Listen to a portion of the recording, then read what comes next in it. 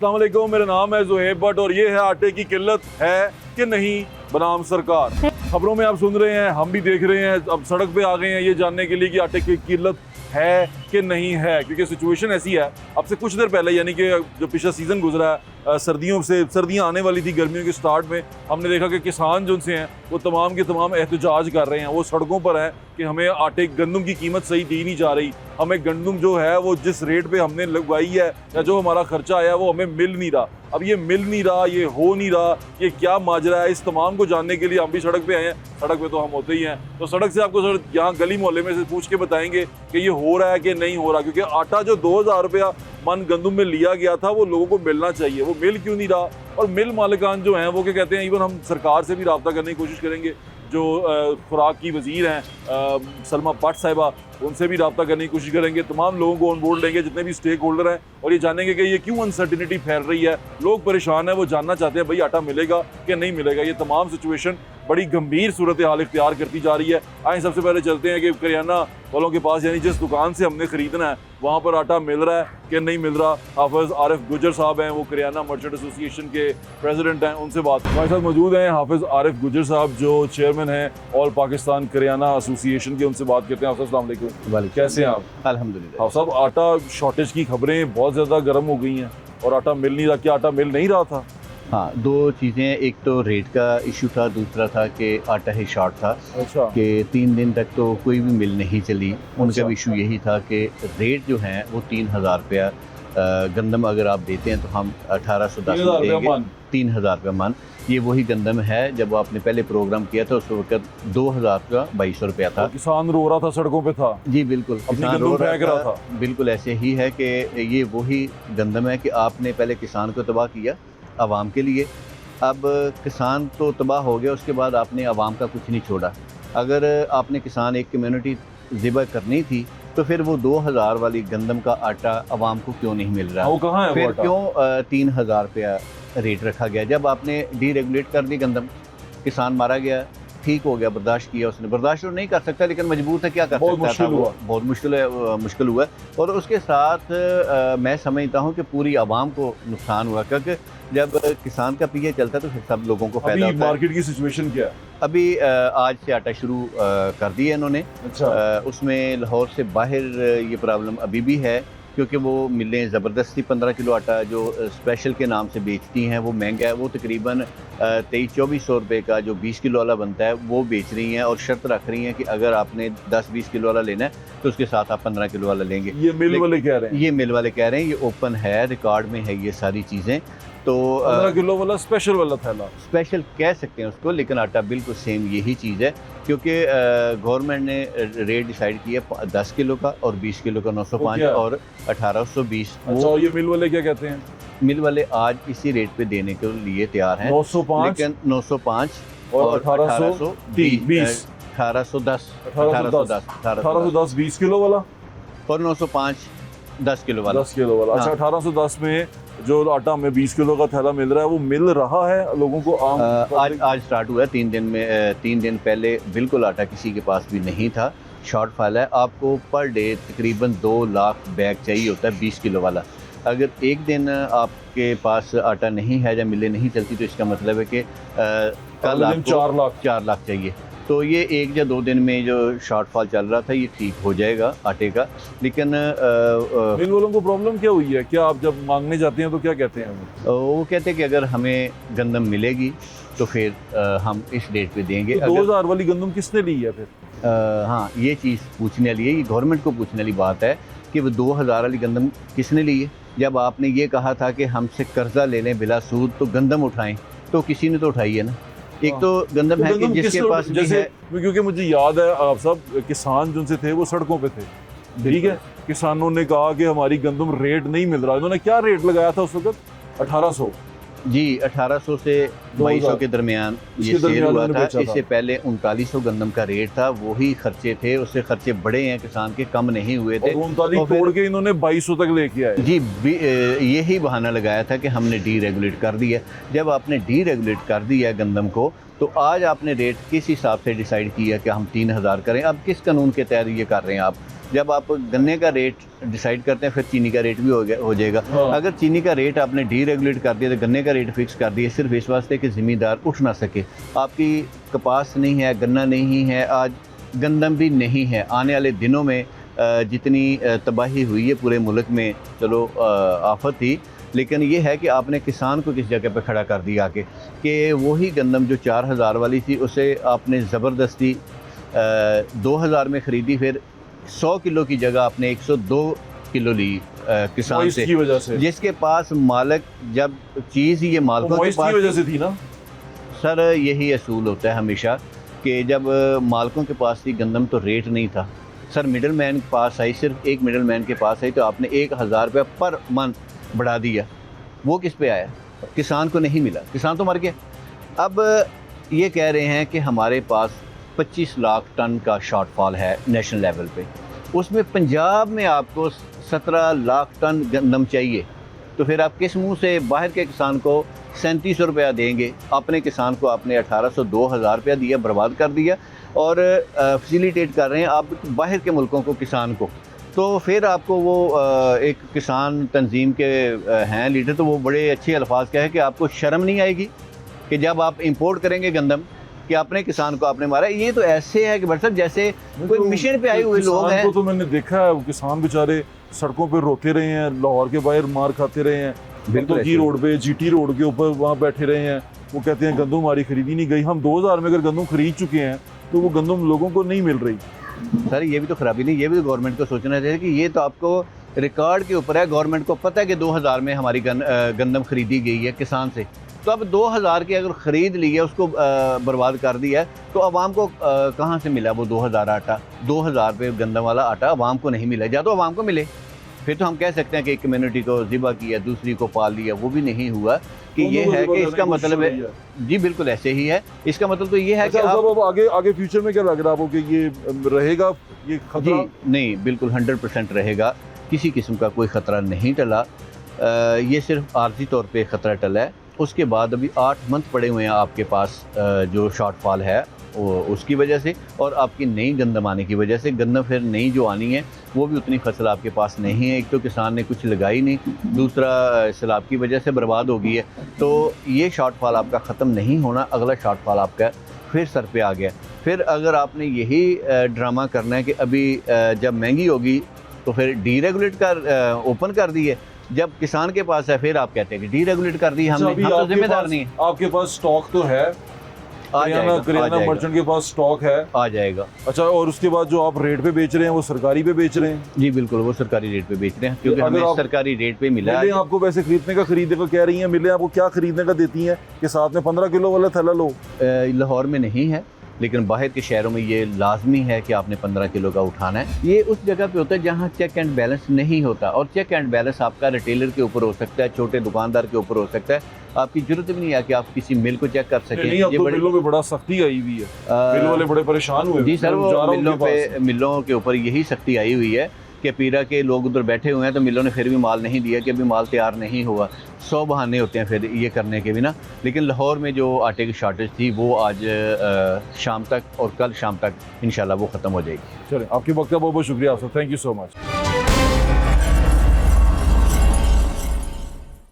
आप साहब की आपने बात सुन ली, उन्होंने तो हमें और बहुत सारी कहानियां सुना दी। तो मैं कोशिश करता हूं कि खालिद खोखर साहब जो किसान इत्तेहाद के को लीड कर रहे थे उनसे भी रब्ता करूं, और मैंने रब्ता करने की कोशिश भी कर ली है।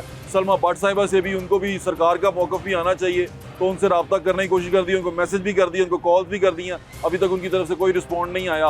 तो जो ही आएगा मैं उनको भी ऑन बोर्ड ले लूँगा, और हमने अपना फ़र्ज़ तो अदा कर दिया है कि अब देखते हैं उनकी तरफ से मौक़िफ़ आता है कि नहीं आता। बाकी जितने भी स्टेक होल्डर हैं सबका मौक़िफ़ मैं आपको लेके दे रहा हूँ। आवाम की बात आप सुन रहे हैं, आए अब आप मिल मालिकान के पास चलते हैं, उनसे पूछते हैं कि भाई आटा कितने हुए। आसिम रज़ा साहब हमारे साथ मौजूद हैं। आसिम रज़ा साहब ग्रुप लीडर हैं all Pakistan flour mill association के, उनसे बात करते हैं। अस्सलाम वालेकुम आसिम भाई, कैसे हैं आप? अल्लाह का करम। आसिम भाई, कुछ दिन पहले मैं खबर सुन रहा था कि किसान को रेट नहीं मिल रहा, किसान अपनी गंदम सड़क पर रख कर बैठा हुआ है, और अब मैं खबरें सुन रहा हूँ कि आटे का शॉर्टेज आने वाला है। ये एकदम से क्या माजरा हो गया?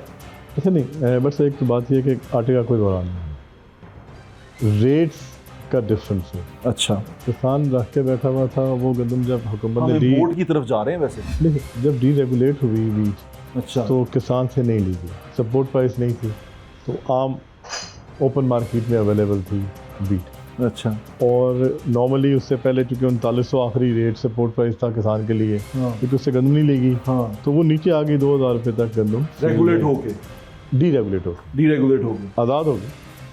अब हुआ ये है कि जिस टाइम पे किसान बेचने आया था उस टाइम 2021 में फील्ड में बिकी, मिल्स पे 2300, 2400, 2500, 2600 किराए के हिसाब से पहुंची। बीच में मकई की प्राइसेस ऊपर चली गई, तो फीड मिल्स ने, चूँकि गंदम सबसे सस्ती आइटम थी जिन्स की, तो उन्होंने अपनी फीड मिल्स के अंदर इसका इस्तेमाल शुरू कर दिया, गंदम का। अब ये फीड मिल वो है जो पोल्ट्री और दूसरी चीज़ों को देती है ये। अब जब उन्होंने इस्तेमाल शुरू किया तो उनकी कंजप्शन हमसे बहुत ज़्यादा होती है। लाइक एक फीड मिल दिन के अंदर 10,000 बोरी की खपत उनकी हो सकती है, वेयरएज़ हमारी जो फ्लोर मिल है वो मैक्सिमम कैपेसिटी पे अगर 12 बोरियों की चले तो वो 2400 बिजली ना होने की वजह से 2000 बोरी से ज़्यादा ग्राइंड नहीं कर सकती। तो इस तरह फीड मिल्स की कंजम्पशन हमसे कहीं ज़्यादा, क्योंकि वो ग्राइंड नहीं करते, वो थोड़ा क्रश करते। लेकिन एक मोहतात अंदाजे के मुताबिक हम ये कह सकते हैं कि 1.5 से 2 लाख टन उनकी कंजम्पशन महीने के अंदर कंज्यूम होगी फीड लेके आ फीड लेके। अब हमारी प्राइसेस जो ज़रूरत थी आटे के अंदर रहते हुए नॉर्मल पेस पे जो चल रहा था, वहाँ से कीमत बढ़नी शुरू हुई और 2800 से 3000 रुपये तक की रेट पहुँच गई। क्राइसिस उस टाइम आया इस रेट का जिस टाइम पे इंटर डिस्ट्रिक्ट और इंटर प्रोविंशियल बैन का सो कॉल्ड एक निफाज कर दिया गया और एक नोटिफिकेशन आ गया। तो मेरे ख्याल से आम लोगों ने बड़ा फ़ायदा उठाया ना उसका। उसी वजह से प्राइसेस, ट्रकों के पहिए जो उनसे हैं वो पैसों के पहिए हो गए, उसी वजह से प्राइसेस बढ़ी। और हमने ये देखा कि 6-7 दिन के अंदर 1200 से 1500 रुपये मन तक गंदम की कीमतों में इजाफा हो गया। और ये वो इजाफा था जो अगर हम नॉर्मल पेस में चल रहे थे तो हम दिसंबर या जनवरी में गंदम का रेट 3200-3300 रुपया सोचते थे कि ये होगा। It was never ever in our thoughts कि ये इस टाइम पे ये प्राइसेस बनेंगे। 2000 वाली गंदम जो सी थी या 2100-2200 वाली वो है किधर? अब मिलों के ऊपर अगर हम लें तो 2500-2600 वाली देखें, वो जिसने 2500 जहाँ पे स्टोर की, जिस तरह पोल्ट्री फीड है उन्होंने 1,06,000 टन डिक्लेयर्ड स्टॉक किए हैं। इसी तरह बहुत सारी प्राइवेट कंपनीज हैं, कॉटन जनरल हैं, राइस सेलर वाले हैं, सब ने अपना अपना स्टॉक किया हुआ रखा हुआ है उनके पास। और ये वही है 2600 जो आप 2600 कह रहे हैं, मैं 2100 कह रहा हूँ। नहीं, फील्ड में देखें यही रेट था, लेकिन लोडिंग अनलोडिंग किराया माँ का ठीक है 2600 कर लिया, वो पड़ा हुआ है, वो पड़ा हुआ। अब उसी का रेट आपका 36, 37, 3800 तक लोड का चला गया ना, तभी पिंडी में 4000 तक गया, लाहौर में 3900 तक आया। अब जब हुकूमत पंजाब ने 3000 रुपया बाय कंपल्शन लिफ्टिंग शुरू की तो वही रेट अब 3300-3400 रुपये पे लोड आ गया। आसिम भाई, मैं एक चीज़ पूछना चाह रहा हूँ, ये हमें नज़र आ रहा है आप फोरसी करते हैं, आप काफ़ी अरसे से इस बिज़नेस कर रहे हैं, आप फोरसी कर रहे हैं।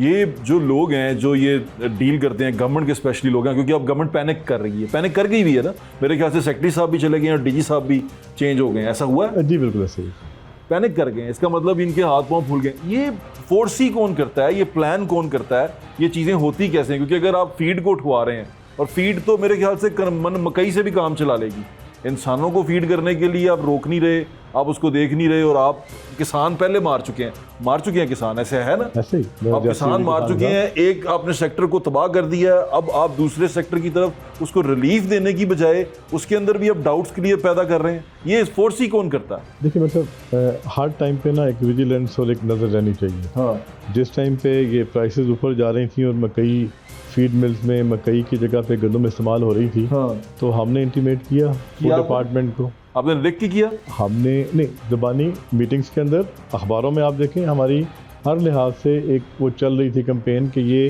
कल किसी भी परेशानी का बायस बन सकती है, लिहाजा दे शुड बी स्टॉप्ड। लेकिन बर वक्त एक्शन नहीं हुआ। उसके ऊपर ये हुआ कि आपने एक मैसेज दे दिया कि जो डीरेगुलेटेड सेक्टर है आपने उसको रेगुलेट करना शुरू कर दिया by imposing transportation ban to other provinces. That give the message कि गंदम की शॉर्टफॉल आ गई। हालांकि अगर गंदम पड़ी भी हुई थी तो हर आदमी ने उस तरीके से होल्ड कर ली कि यार इसमें कोई नफ़ा ज़्यादा है, और फिर डेली बेसिस पे 50 रुपये 100 रुपया हर बढ़ रहा घंटे बाद उसके अंदर बढ़ रहा रहा था था। और 6 दिनों इन्होंने में चीनी वाला 1200 हिसाब कर लिया। चीनी से भी ऊपर चला गया जी। मैं ये समझता हूँ कि जो प्राइसेस में 1200 रुपया मन का इजाफा है, हाँ, बैठे बैठे इस तरह कभी नहीं। अच्छा आसिम भाई, मैं अभी कुछ चीज़ देख रहा था, हमारे दोस्त हैं वो मुझे दिखा रहे थे कि सोशल मीडिया के ऊपर फोरसी करके बताया जा रहा है कि गवर्नमेंट ये इसकी गंदम की प्राइसेस बढ़ने वाली हैं, बूम आने वाला है और प्राइसेस जो सी हैं 3900 रुपये तक जाने वाली हैं, आप होल्ड कर लें, आप उसको रोक के रखें, गंदम फिर निकलेगी। ये भी चलता रहा है। ये कौन लोग हैं? देखिए, जो अब आप देखें सोशल मीडिया तो बहुत एक्टिव है। हाँ, हर मंडी वाला अपनी मंडी के अंदर से एक उन्होंने सोशल मीडिया का ग्रुप बनाया हुआ है, वो अपना अपना एक मामला चला रहे होते हैं। जिसके पास हिस्सा बाय हिस्सा जितनी बोरी पड़ी है उसका इंटरेस्ट उतना है। बड़ा अगर सेक्टर है तो उसको ज़्यादा पड़ी हुई है, जिसको छोटा। लेकिन उस जो सर्कुलेशन है सोशल मीडिया पे इस किस्म की गुफ्तगू की, वो आपके रेट को राइज देती है। अल्टीमेटली हमारी मिल्स के पास पिछले साल की निस्बत कम गंदम थी। उसकी रीज़न क्या थी कि हमारी मिलों ने पिछले साल जो 4000-4200 वाली गंदम थी उसको हुकूमत ने जब 2900 रुपया रेट निकाला तो कम रेटों में बेचा। मिनिमम किसी मिल ने नुकसान किया होगा तो 6 करोड़ रुपया होगा, लेकिन मैक्सिमम 70 करोड़ रुपये का नुकसान हुआ। हमारी बहुत सारी मिलें बैंक डिफ़ॉल्ट कर दी। हमारे पास इस दफ़ा वो स्टॉक जो नॉर्मली पिछले आप 10 सालों की हिस्ट्री देखें जो स्टॉक होता था या पिछले 5 सालों में, उससे कम स्टॉक है। प्राइवेट सेक्टर में स्टॉक है। हमारी वजह क्या थी कि हमारी इस्तेदाद, हमारी होल्डिंग कैपेसिटी कम हो गई थी लॉस की वजह से। अब प्राइसेस बढ़ेंगी। प्राइसेस देखें, गवर्नमेंट जो रेट देगी, देखें पहले क्या होता था, 910 है 10 किलो का और 905 है। मतलब इसको इस तरह कोरिलेट कर लेते हैं। देखें, सरकार के पास अगर गंदम होती थी ना तो वो इंटरवेंशन करती थी, इंटरवीन करके तो मार्केट को सेटल कर देती थी कि इससे ऊपर आपने नहीं जाना। इस टाइम पे पंजाब गवर्नमेंट के पास चूँकि 9 लाख टन से कुछ कम गंदम मौजूद है, पासको के पास है, सिंध फूड डिपार्टमेंट के पास अपनी ज़रूरत के मुताबिक 12.5 लाख टन के करीब है, KPK के पास भी 275 है, उनकी 3, 4, 5 की डिमांड होती है।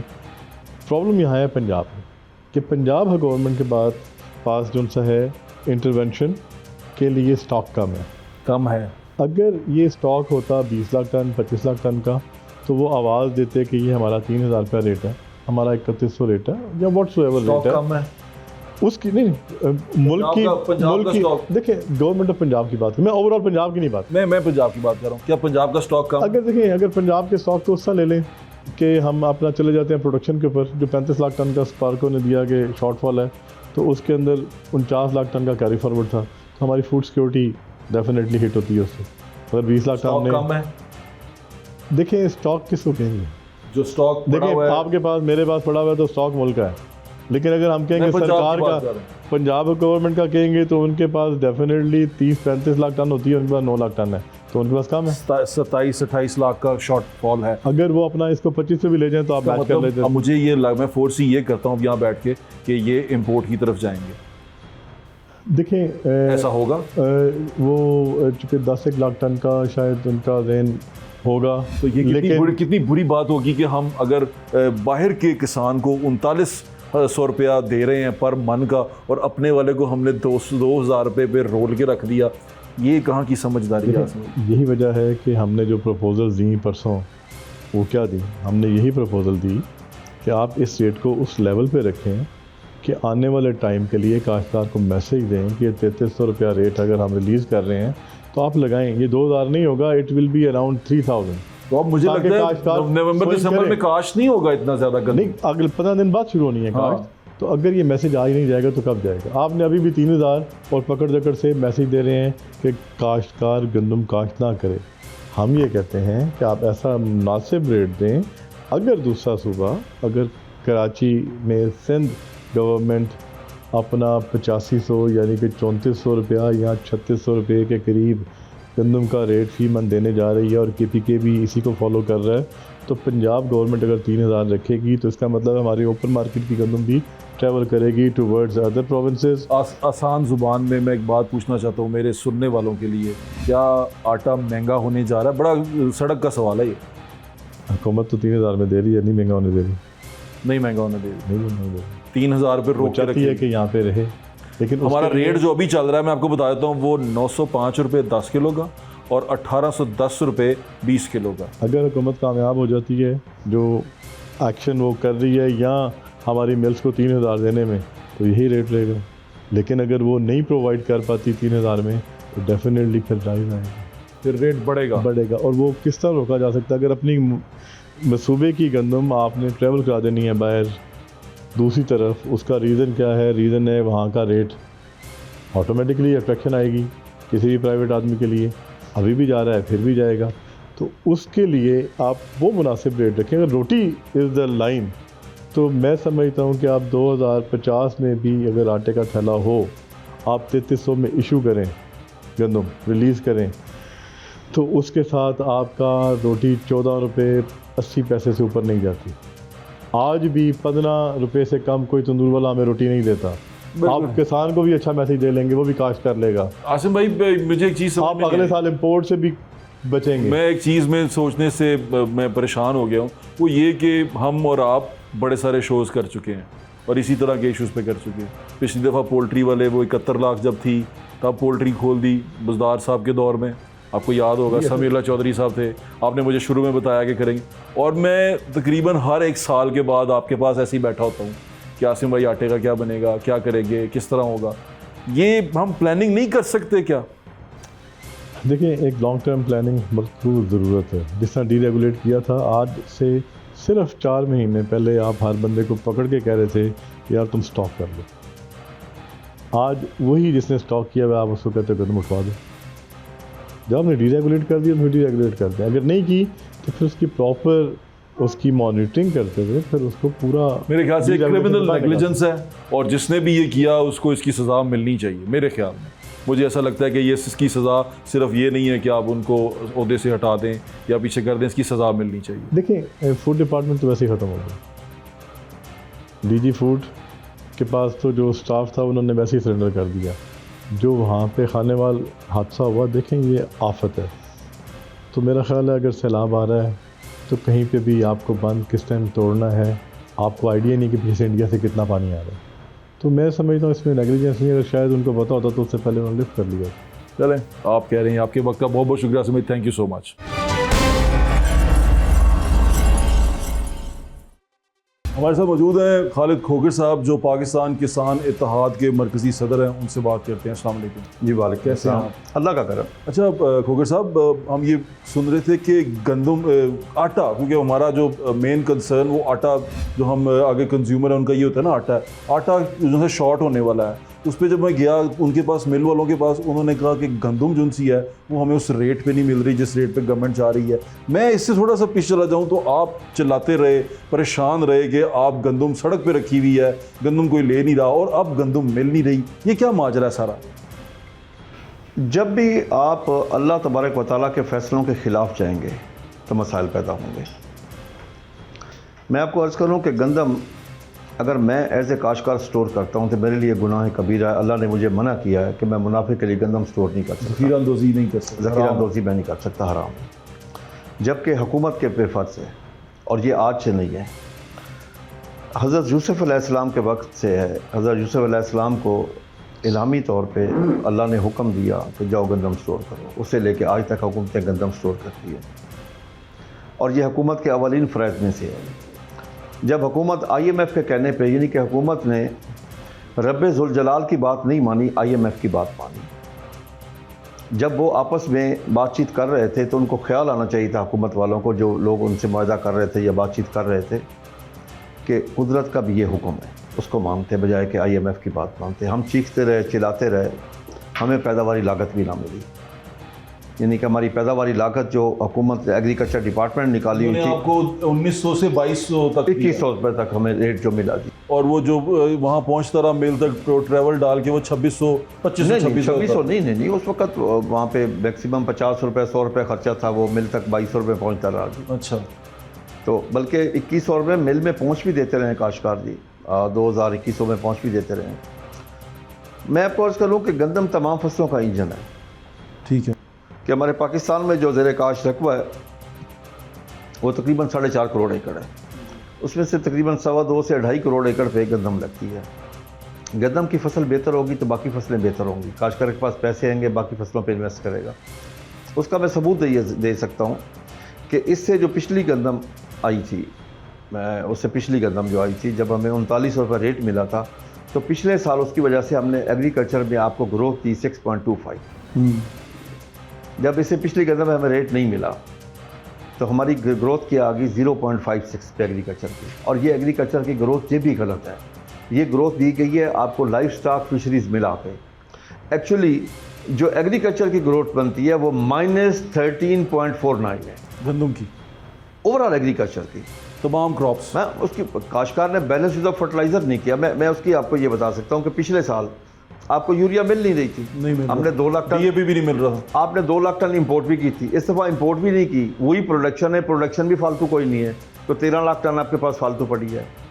DAP जो फास्फोरस है आपके पास 22% इन 6 माह में वो कम इस्तेमाल हुई है।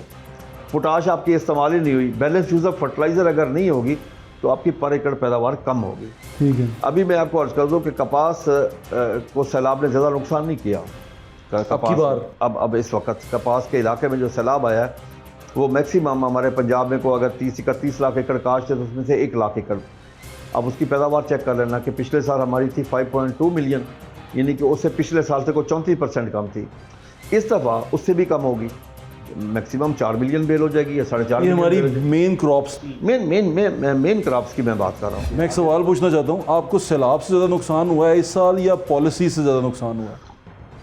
देखिए पहले तो पॉलिसी से ज़्यादा नुकसान हुआ है, वो हो गया हुआ था, वो हो गया, वो तो यानी कि काश्त ही नहीं किया गया ना किसान की तरफ से। देखिए मैं आपको अर्ज करूँ कि अभी गंदम तो अभी काश होनी है, एंड अक्टूबर नवंबर में जाएगी। काश्तकार सैलाब आने से पहले काश्तकार फैसला कर चुका है कि मैं गंदम की काश में खातिर खा कमी लाऊंगा। मुझे आप एक चीज़ बताएं सर। कमी लाऊंगा? बिल्कुल उसने कभी, मैं आपको एक चीज़ बताऊं, एक लालची आदमी मरा, कब्र में उसका फरिश्तों ने हिसाब किताब किया। फरिश्तों ने आखिरी सवाल किया जन्नत में जाना पसंद करोगे या दोज़ख में? तो वो कहता है साहब जहाँ 2 पैसे का मुझे फ़ायदा मिले। भाई काश्तकार ने भी तो उसी साइड पे जाना है जहाँ उसको फ़ायदा मिले, वो नुकसान ज़रूर उठाना। अगर काश करने के बाद उसको पता ही ना हो कि उसको रेट क्या मिलेगा, उसको यकीन ही ना हो कि उसे रेट मिलेगा, उसको उसके साथ 2 साल ये किया जाए कि उसको पैदावारी लागत ही ना मिले। अभी जो गंदम ये मिल मालिकान कह रहे हैं कि 3900-4000 तक जा रही है, ये कौन सी गंदम है? ये कब खरीदी गई थी और या कब खरीदनी है? देखिए मैं आपको अर्ज़ करूँ, ये वही बात आ गई ना कि आज हुकूमत को हर जो स्टॉकिया है, जो इन्वेस्टर है, वो ब्लैकमेल कर सकता है। क्यों कर सकता है? ये वो 2000 वाली है। मैं आपको 2000 वाली है, क्योंकि हुकूमत ने खुद उसको नहीं रखा। और फिर एक चीज़ और है, मैं इस चीज़ के भी खिलाफ हूँ कि आज हुकूमत आकर रेट तय करे। ये तो हुकूमत ने तो अपने पास स्टोर ही नहीं ना किया। मेरी यार सुनो, उसने फीडर वालों को भी उठा दिया। हुकूमत का ये क्या तरीक़ेकार है कि अपनी ज़ात के लिए रांझा दूसरे के लिए कह दूँ? जो खुद करे ठीक है, वही काम दूसरा करे तो गलत है। यानी हुकूमत ने जब उसको डीरेगुलेट किया है तो उसको रेगुलेट क्यों कर रही है? IMF की खिलाफ वर्जी अब क्यों कर रही है? काश्तकार के वक्त तो IMF की खिलाफ वर्जी थी कि हम IMF के खिलाफ नहीं जा सकते, लेकिन दोनों साल हुकूमत ने हमारे साथ ये किया, दोनों साल हुकूमत ने हमारे साथ गलत बयानी की। और आज सबसे बड़ा जो मसला है, हुकूमत और काश्तकार के दरमियान एतमाद का रिश्ता ख़त्म हो गया है। ये सबसे बड़ी ख़तरनाक बात है कि काश्तकार से जब खरीदी गई तो IMF है, उसके बाद पिछले साल भी 8 अगस्त को हुकूमत ने एक नोटिफिकेशन जारी करके गंदम के रेट तय कर दिए। मरियम ने कहा कि हम अपने किसानों को रिलीफ देना चाहते हैं। उन्होंने कहा कि हम अपने किसानों को, वो अपने किसान भाइयों को पैकेज भी देना चाहते हैं और चाहते हैं कि उनको उनकी गंदम मिले। उसमें नहीं, वो कामयाब नहीं हो सकी। हमें नजर आया रिलीफ में जब उन्होंने अनाउंस किया कि हम 15 अरब रुपए की सब्सिडी दे रहे हैं, तो मैंने पंजाब की गंदम के उसको कैलकुलेट किया, बहुत कम आ रहा था, 27 रुपए फी मन इम्पैक्ट आ रहा था उसका। हमसे लिया जा रहा है 1900 रुपये मन। अब आप ये देखें ना, काश्तकार ने भी अपनी कैलकुलेशन करनी है, काश्तकार की भी एक इकनॉमिक्स है, वो देखना है, नफ़ा देखना है, नुकसान देखना है। काश्तकार के बच्चे नहीं हैं क्या? काश्तकार ने अपने बच्चों को तालीम नहीं देनी क्या? काश्तकार ने अपने बच्चों का इलाज नहीं करवाना क्या? काश्तकार ने अपने बच्चों को खाना नहीं खिलाना? अच्छा, मैं एक और बात बताएं, अभी ये 2000 वाली गंदम चले ठीक है, जिन्होंने ज़ख़ीरा की हुई है वो गवर्नमेंट को दे रहे हैं। ये गवर्नमेंट ने पहले क्यों, आपकी किसी से बातचीत होती रही है? मैं जानना चाह रहा हूँ आपके बीच में मॉडरेटर कौन था? वज़ीर खुराक जिनसी हैं वो मेरे ख्याल से सलमा भट्ट साहिबा हैं। कोई बातचीत कोई होती रही, कोई स्टेक होल्डर? मैं आज तक सलमा भट्ट साहिबा से मेरी तो कोई मुलाकात नहीं। तो आप किससे मिल रहे थे? मैं मिनिस्टर एग्रीकल्चर से मिला हूँ, मैं बाकी लोगों से मिला हूँ, मैं इस्लामाबाद जाके मैं प्राइम मिनिस्टर से मिला हूँ, फेडरल मिनिस्टर। पंजाब गवर्नमेंट में कौन आपके साथ डील कर रहा था? मिनिस्टर एग्रीकल्चर कर रहे थे? मैं मिनिस्टर एग्रीकल्चर से कई दफ़ा मिला हूँ। तो उन्होंने क्या कहा आपसे? मैंने उनसे कई दफ़ा बात, उनसे एक दफ़ा नहीं, मैंने कई दफ़ा बात की। और आपको तसल्ली क्या दी जाती है वहाँ से? भाई हम बात कर रहे हैं यही है। लेकिन असल जो चीज़ हुई है कि हुकूमत एक काम करे इस वक्त। हाँ, कानून के मुताबिक रहे, या डीरेगुलेट करे या रेगुलेट करे। वो दोनों पिछली दफा उन्होंने डीरेगुलेट कर दिया था, अब रेगुलेट कर दिया। डीरेगुलेट करने के बाद ये रोटी का रेट तय नहीं कर सकते, ये आटे का रेट तय नहीं कर सकते, ये रोटी आटा मैदा इसकी एक्सपोर्ट में पाबंदी नहीं लगा सकते, ये बैनुल सूबाई नकल हरकत पे पाबंदी नहीं लगा सकते जब डीरेगुलेट। लेकिन अभी तो लगी हुई है ना बैनुल सूबाई। गलत है ना, यही चीज़ तो तबाही के दहाने पे काश्तकार को लेके जा रही है। ये पॉलिसीज जब बनती हैं आपको ऑन बोर्ड ऑन स्टेक, आप स्टेक होल्डर हैं, आपको लिया जाता है। पंजाब में पहले ये होता था कि सीएम साहब जो भी होते थे वो काश्तकारों के साथ मीटिंग करना, काश्तकारों के साथ बैठ के बातचीत करना, लेकिन जब से मोहतरम मरियम नवाज साहब तशरीफ़ लाई हैं, मुलाकात हुई आपकी? अभी मेरी पिछले साल एक दफ़ा मुलाकात हुई थी। आपकी बार इस सारे टर्मोइल में मुलाकात हुई? कोई किसी की कोई मुलाकात, सर मेरी नहीं, किसी भी काश्तकार तंजीम से उनकी कोई मुलाकात नहीं, क्योंकि काश्तकार जो है ना पाकिस्तानी और इंसान नहीं है। काश्तकार जो है ना, हालांकि मैं कहता हूँ कि काश्तकार से ज़्यादा मुहब्बे वतन कोई नहीं है।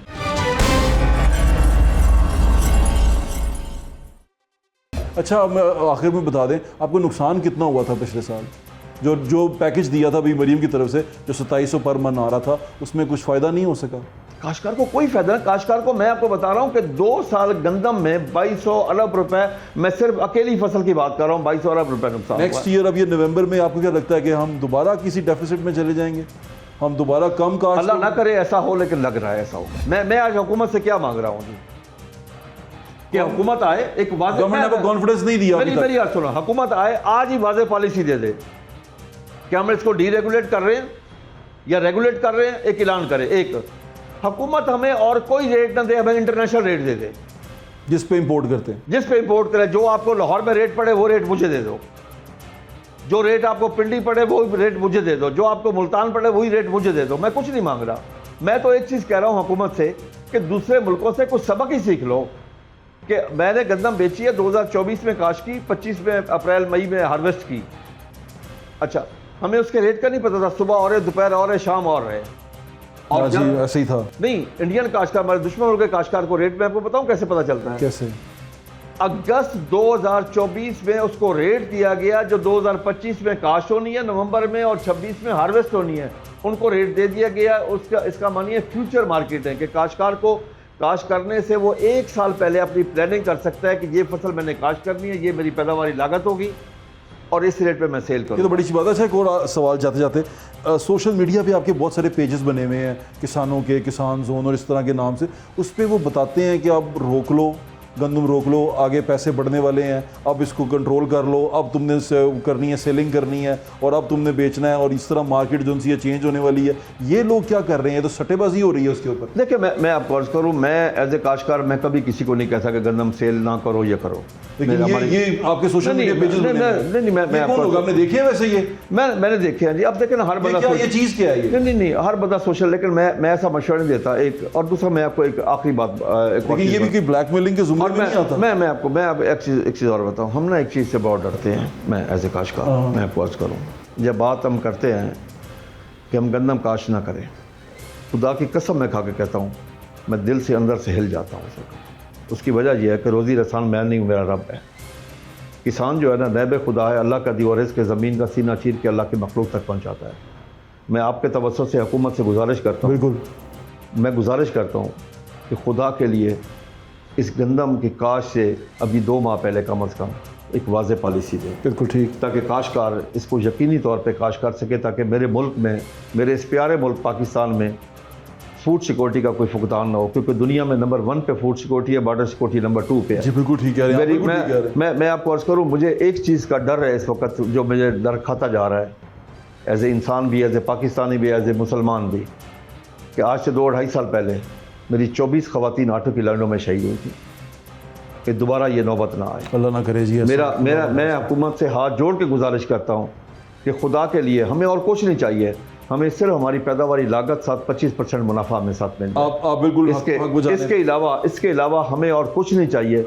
मैं आज इस सैलाबी कैफियत में, ये तूफ़ान नू है, ये क़यामत सुग़रा है हमारे लिए, मैं आज अपने सारे दुख गम भुला के मैं हुकूमत से गुजारिश करता हूँ आपके तवज्जुह से कि आए मिल के इस मुल्क की फूड सिक्योरिटी के लिए हम आपके साथ काम करने के लिए तैयार हैं। बिल्कुल ठीक है, आपके वक्त का बहुत शुक्रिया खालिद खोखर साहब। मैं जो हमने इस सारे से अखज़ किया इन लोगों से मिल के, तमाम लोगों से बात करके, तमाम स्टेक होल्डर से बात करके, वो यही था कि पॉलिसी वाज़िया नहीं है। कहीं पर ये समझ नहीं आ रही कि कोई ऊपर बैठा भी हुआ है कि नहीं, कोई देख भी रहा है कि नहीं, कोई एडमिनिस्ट्रेशन मौजूद है भी कि नहीं, कोई मैनेजमेंट कर भी रहा है कि नहीं, क्योंकि हर जगह फुकदान इसी चीज़ का था। हमारे मिल मालिकान से बात की, उन्होंने कहा जी वो फीड वाले ले गए गंदम और हमारे पास गंदम बची नहीं, हम आटा कहाँ से बनाएं। जब हम किसान के पास आते हैं वो कहते हैं ये देख कौन रहा था, इसके बारे में जान कौन रहा था कि ये कर कौन रहा है, और गंदम का रेट कौन दे रहा था, गंदम का रेट अभी कुछ और है बाद में कुछ हो रहा है, ये तय कौन कर रहा था, इसे डी रेगुलेट करना है या रेगुलेट करना है, ये डिसाइड कौन कर रहा था, हमें ऑन बोर्ड क्यों नहीं लिया गया था। बहुत सारे सवाल हैं, और सवाल जो सारे क्वेश्चन मार्क मिलके जो बड़ा क्वेश्चन मार्क है वो पॉलिसी के ऊपर लगता है कि पॉलिसी मेकर्स अभी तक कोई वाज़िया पॉलिसी देने में नाकाम रहे। अगर ये सूरत हाल रही तो आगे जाके ये और गंभीर हो जाएगी। और यकीन माने ये किसी किस्म का कोई तूफ़ान आफत नहीं है, ये सिर्फ और सिर्फ सरीहतन नाअहली होगी और इसके अलावा कुछ नहीं। इस नाअहली से हमें भी बचाएं, खुद भी बचें, और मेरे ख्याल से कोई वाज़िया पॉलिसी दें। अपना ख्याल रखें, हमें फिर मुलाकात करेंगे इंशाअल्लाह। अल्लाह हाफ़िज़। पाकिस्तान जिंदाबाद।